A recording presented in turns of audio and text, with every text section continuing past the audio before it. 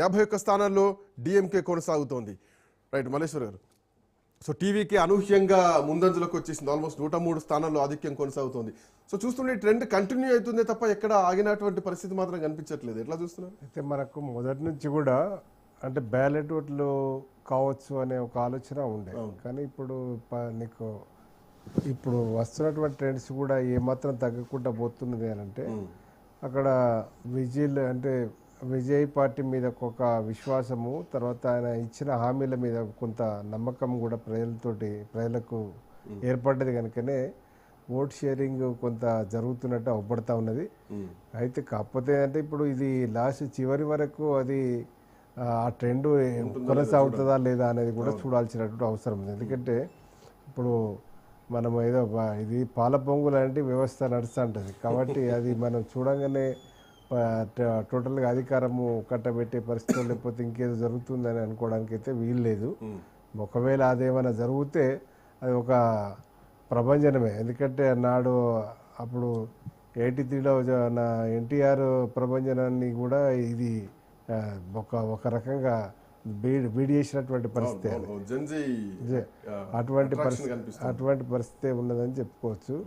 అయితే ఇక్కడ టీవీకే కాడికి వస్తే అట్లా ఉంది. పశ్చిమ బెంగాల్లో కొంత ఊహాజనితంగా నడుస్తూ ఉన్నది.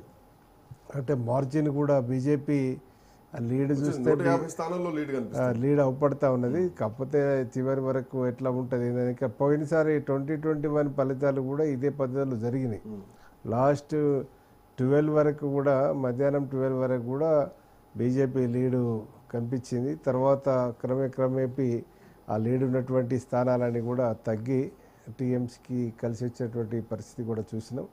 ఇప్పుడు కూడా మరి ఏ రకంగా జరుగుతూ ఉన్నది. ఒకవేళ జరిగితే బీజేపీకి వారు వేసినటువంటి ఎత్తుగడ ఏదైతే మొన్న బిల్లు ఒక ప్రత్యేక సమావేశాలు పెట్టి మహిళా రిజర్వేషన్ బిల్లు, డీలిమిటేషన్ బిల్లు ఏదైతే ఉన్నదో అది సక్సెస్ అవుతుందని పెట్టినట్టు అనిపించలేదు నాకు. వీళ్ళని బదనాం చేయాలనే దాని మీద ఈ 2 రాష్ట్రాలను టార్గెట్గా తీసుకొచ్చినటువంటి బిల్లుగానే భావించారు. మరి ఈ ఫలితం కనుక అట్లనే జరిగితే అది వాళ్ళు ఒక రకంగా సక్సెస్ అయినట్టే మనం భావించాలి. ప్రొఫెసర్ శేషు సార్ కూడా జాయిన్ అయ్యారు మనతో పాటు. శేషు సార్, సో టీవీకే కొంత ప్రభంజనం కనిపిస్తోంది. అటు పశ్చిమ బెంగాల్లో బీజేపీ ముందంజలో కనిపిస్తుంది, 150 స్థానాల్లో లీడ్లో ఉంటే టీఎంసీ కేవలం 92 స్థానాల్లో ఉంది. సో ఇక్కడ బీజేపీ ప్రభుత్వాన్ని ఏర్పాటు చేయబోతోంది స్పష్టంగా అర్థమవుతుంది. బట్ తమిళనాడు విషయానికి వస్తే టీవీకే చాప కింద నీరులా విస్తరించినట్టే కనిపిస్తోంది. ఇప్పుడున్నటువంటి ట్రెండ్స్ చూసుకుంటే పోటాపోటీ ఏఐడిఎంకే వర్సెస్ టీవీకే లాంటి పరిస్థితి కనిపిస్తోంది. ఏ పాయింట్స్ టీవీకే వైపు మొగ్గు చూపినాయి అనుకోవాలా? యువతంతా విజయ్ వైపే ఉన్నారనుకోవచ్చా? కొంత సెంటిమెంట్ వర్కౌట్ అయిందా? శ్రీకాంత్, ఇప్పుడు 5 రాష్ట్రాల ఎన్నికల ఫలితాలు కౌంటింగ్ జరుగుతుంది కదా.